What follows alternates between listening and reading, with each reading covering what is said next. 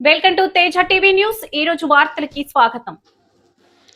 హన్మకొండ జిల్లా ధర్మసాగర్ మండలం పెద్దపెండ్యాడ గ్రామానికి చెందిన ఓర్సు హరీష్ భార్య అనుష కుమారుడు త్రినాథ్ రైలు ప్రమాదంలో మృతి చెందారు. పొట్టకుటి కోసం హైదరాబాద్లోని కాచిగూడ పరిధిలో రైల్వే ట్రాక్ పక్కన చెట్లు పొదలు తొలగించే పనికి వెళ్లిన అనుష మంగళవారం ఉదయం ప్రమాదానికి గురయ్యారు. పనిచేస్తున్న సమయంలో కుమారుడు త్రినాథ్ ఆడుకుంటూ రైల్వే పట్టాలపైకి వెళ్లడంతో అతన్ని కాపాడేందుకు అనుష పట్టాలపైకి వెళ్లారు. అదే సమయంలో మూల మలుపు నుండి వచ్చిన సంపర్క్ క్రాంతి ఎక్స్ప్రెస్ రైలు ఢీకొనడంతో తల్లి కుమారుడు అక్కడికక్కడే మృతి చెందారు. ఈ విషయం తెలుసుకున్న వడ్డెర సంఘం రాష్ట్ర అధ్యక్షులు శివరాత్రి ఐలమల్లు హన్మకొండ జిల్లా కమిటీ నాయకులతో కలిసి పెద్దపెండ్యాడకు చేరుకుని మృతుల కుటుంబాన్ని పరామర్శించి మనోధైర్యాన్ని కల్పించారు. ఈ సందర్భంగా శివరాత్రి ఐలమల్లు రాష్ట్ర కార్మిక సంఘ ఉపాధ్యక్షులు కొడదల అంజయ్య మాట్లాడుతూ వడ్డెర కులవృత్తి ప్రమాదాలతో కూడుకుందని, వృత్తిలో ప్రమాదవశాత్తు మరణించిన కుటుంబాలకు 10 లక్షల ఎక్స్గ్రేషియా ప్రకటించాలని ప్రభుత్వాన్ని డిమాండ్ చేశారు. వడ్డర్లు దేశ రాష్ట్ర అభివృద్ధిలో కీలక పాత్ర పోషిస్తున్నప్పటికీ అన్ని విధాలుగా వెనుకబడి ఉన్నారని ఆవేదన వ్యక్తం చేశారు. ఈ కార్యక్రమంలో రాష్ట్ర కార్మిక సంఘం అధ్యక్షులు బోదాస్ నరసింహ, శివరాత్రి రాజమ్మ, జిల్లా అధ్యక్షులు వల్లెపు సమ్మయ్య, ఆలకుంట సంధ్య, వల్లెపు సాంబరాజు, బొంత రమేష్, వల్లెపు వెంకన్నతో పాటు సంఘ నాయకులు, కుల పెద్దలు పాల్గొన్నారు. రాష్ట్రంలో ఉన్న వివిధ పార్టీల పెద్దలకు, రాష్ట్ర ప్రభుత్వానికి మా వడ్డెర సంఘం తరఫు నుంచి నిర్మించుకున్నది ఒకటే, ఇలా అనునిత్యం ప్రమాదంతో పోరాడుతున్న ఏకైక కులం ఏదైనా ఉందంటే అది మా వడ్డెర కులమే. ఆ విషయం రాష్ట్రంలో ఉన్న ఇప్పటి వరకు అనేక పార్టీలు మారి అనేక ప్రభుత్వాలు ఏర్పడిన పెద్దలందరికీ తెలుసు. కానీ ఇలా ప్రమాదంతో కూడిన మా వడ్డెర కులానికి మాత్రం ఏ ప్రభుత్వం వచ్చినా, ఏ పార్టీ అధికారంకి వచ్చినా పట్టించుకోకుండా మమ్మల్ని ఓన్లీ ఓటు బ్యాంకింగ్ మాత్రమే చూడడం బాధాకరం. ఈ రోజు జరిగిన సంఘటన స్టేట్లో ఉన్న 33 జిల్లాల్లో నిరంతరం ఏదో ఒక రోజు మా వడ్డెర కులంలో ఎవరో ఒకరు ఇలా ప్రమాదశాత్తు మరణిస్తూనే ఉన్నారు. ఇకనైనా రాష్ట్ర ప్రభుత్వం రేవంత్ రెడ్డి గారు దయచేసి మా గోడుని వినండి. వడ్డెర కులం ఈ రోజు రాష్ట్రంలో అన్ని విధాలుగా వెనుకబడి ఉంది, అన్ని విధాలుగా నష్టపోతున్నాం. ఈ రోజు జరిగిన రైలు ప్రమాదంలో మరణించిన తల్లి కొడుకు న్యాయం జరిగే విధంగా రాష్ట్ర ప్రభుత్వం ఎక్కడైనా చర్య తీసుకుని రైల్వే శాఖ నుండి వీళ్ళకి రావాల్సిన ఏదైతే నష్టపరిహారం ఉందో నష్టపరిహారం ఇప్పించే దిశగా రాష్ట్ర ప్రభుత్వం నుండి మా వడ్డెర సంఘం తరఫు నుండి ఒక రాష్ట్ర అధ్యక్షుడిగా నేను ప్రభుత్వాన్ని కోరుతున్నాను. దయచేసి రాష్ట్రంలో ఉన్న కుల సంఘ నాయకులు సుతా తెలుసుకోవాలి. ఎందుకంటే మనం చేసే ఏదైతే జీవన పోరాటంలో అనునిత్యం ప్రమాదమే ఉంది. బండ కొట్టడం గాని, మట్టి తోవడం గాని, వివిధ శాఖల్లో పనిచేస్తున్న మన వడ్డెర కమ్యూనిటీ అనునిత్యం ప్రమాదంతో కూడుకున్న పని. దయచేసి ముందు ముందు చేయబోతున్న ఏ విషయాన్ని సరే జాగ్రత్తగా దృష్టిలో ఉంచుకొని మనం ఫస్ట్ తీసుకోవాల్సిన జాగ్రత్తలు తీసుకున్న తర్వాతనే పని మొదలు పెట్టుకోవాల్సిందిగా మన రాష్ట్ర వడ్డెర ప్రజలకు తెలుపుతూ ప్రభుత్వానికి ఈ వీడియో ద్వారా వినిపించుకునేదంటే అనునిత్యం ప్రమాదంతో కూడిన వడ్డెర బతుకులు మావి, మమ్మల్ని ఆదుకునే దిశగా ప్రభుత్వం ఆలోచన చేయాలి. చేసి మా వడ్డెర కులాన్ని ఆదుకోవాలి. అదేవిధంగా నష్టపోయిన ఈ కుటుంబాన్ని రాష్ట్ర ప్రభుత్వం ఆదుకోవాలని ఈ వీడియో ద్వారా మీకు వచ్చిన మీడియా మిత్రుల ద్వారా రాష్ట్ర ప్రభుత్వాన్ని తెలియపరుస్తూ జై వడ్డెర. ఈరోజు హన్మకొండ జిల్లా ధర్మసాగరం మండలం గజపెండాల మండలం విలేజ్ లో వడ్డెర కాలనీలో మేము ఉన్నాము.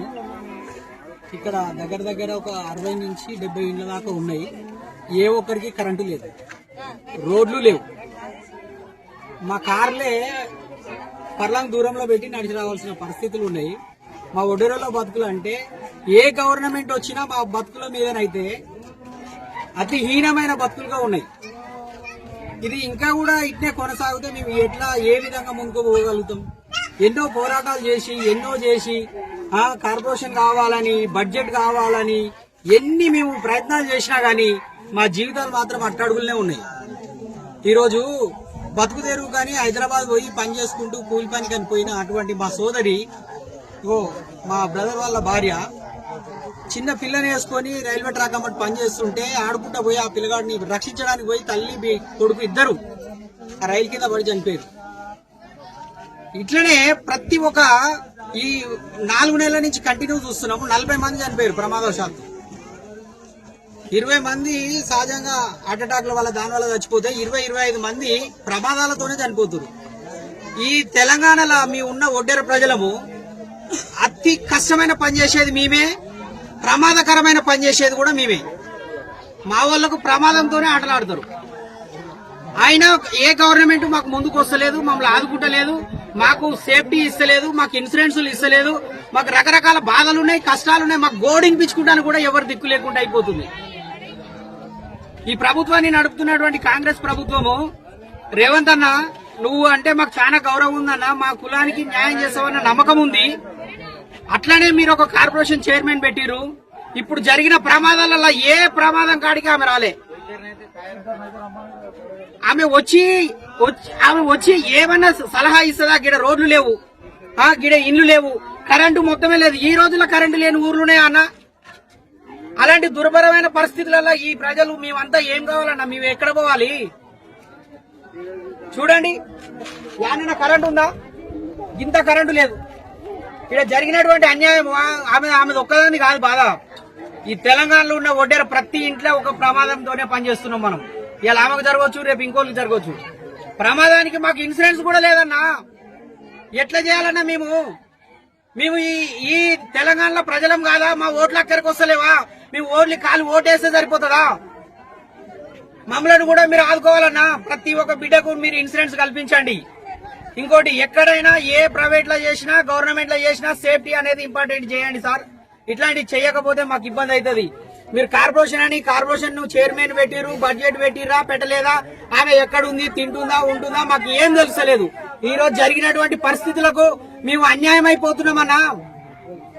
ఇంకా మేము ఎంతకని చెప్పాలా? మేము ఎంతసేపు మీ కుల సంఘాలే చేసుకుంటా పోతే గవర్నమెంట్లు మాకు ఎన్నడూ సాయం చేస్తాయి? అన్నా?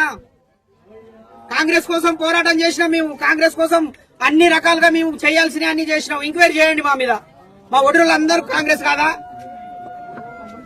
ఏ పార్టీలో ఉండొచ్చు, కాంగ్రెస్ వాళ్ళు లేరా మా ఒడిరోళ్ళు? ఇట్లాంటి సమస్యలు జరుగుతున్నాయన్నా. మా కోసం ఏ ఎమ్మెల్యే వస్తలేడు. మాకు ఎందుకు మా మీద ఎందుకు ఇంత కక్ష?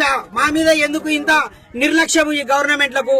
పోయిన గవర్నమెంట్లు అట్నే ఉన్నాయి, ఇప్పుడు కూడా అట్నే కావద్దన్నా. మాకు ఎట్లనే చేసి మాకు హెల్ప్ చేయండి. మా కులానికి న్యాయం జరగాలి. ఇవాళ ప్రమాదంలో జరిగినటువంటి సెంట్రల్ గవర్నమెంట్ రైల్వేతోని మేము ఫైట్ చేయగలుగుతామా? ఆమెకు మేము ఇన్సూరెన్స్ తెప్పించగలుగుతామా? మేము ఈ రోజు వస్తాము, మాట్లాడతాం, పోతాం. రేపు పొద్దుగాల ఆమెకు ఇన్సూరెన్స్ రావాలంటే ఎంత పైరో చేయాలి మేము? ఇదంతా మాకు తెలుసా? మా వాళ్ళు ఎవరు కూడా చదువుకోలే, ఏ ఒక్కరు కూడా ఎమ్మెల్యేలు లేరు సార్. ఇవన్నిటికీ సమాధానం ఎవరు చెప్పాలి? మీ కూడా ఈ యొక్క తెలంగాణలో భాగమే సార్. మా 10 లక్షల జనాభా ఉందని మీరే చెప్తున్నారు. 10 లక్షల జనాభా ఉన్నా మాకు న్యాయం జరగదా? మాకు న్యాయం కావాలి సార్. మీరు ఏమన్నా చేయండి, మాకు న్యాయం కావాలి. మా జాతిలో దినదినము ప్రమాదాలు జరుగుతున్నాయి. ఆ ప్రమాదానికి జరిగినటువంటి వ్యక్తులకు 10 లక్షల ఇన్సూరెన్స్ మీరు కల్పించాలి. తక్షణం ఇది చెయ్యాలి. ప్రమాదంగా పని చేయకపోతే వ్యవస్థ నడవదు. రైల్వే ట్రాక్ లో పోటీ మేము పని చేయకపోతే రైల్వే ట్రాక్ కాడ పని జరగదు, రైలు నడవదు. మీరు రోడ్ల మీద పని చేయకపోతే రోడ్లు నడవాయి. ప్రమాదంలో మీరు పని చేయాల్సిందే. కానీ మీరు మాకు ఒక హెల్ప్ చేయండి సార్. ఎవరైతే ప్రమాదవశాత్తు మరణిస్తారో వాళ్ళకు 10 లక్షలు మాత్రం ఇన్సూరెన్స్ మీరు మాకు కల్పించండి. ఈ తెలంగాణ ప్రభుత్వాన్ని కోరుకునేది ఇది ఒకటే. ఇంకొకటి, ఎవరైతే మన గవర్నమెంట్ లో మాకు సంబంధించిన వాళ్ళని మీరు పెట్టిరో ఏ ఒక్కరు కూడా మాకు హెల్ప్ చేస్తలేరు. ఏ ఒక్కరు కూడా మా ప్రమాదాలను చూస్తలేరు. ఏ ఒక్కరు కూడా మా కోసం వస్తలేరు. ఎంతసేపు మేము సంఘం మా సంఘాలే తిరుగుతున్నాం. మేము మా సొంత డబ్బులు పెట్టుకొని తిరుగుతున్నాం సార్. మాకు ఎవరు ఇయ్యట్లేరు. ఇయ్యకుండా మేము తిరుగుతాం, మా కులం కోసం మేము తిరుగుతాం.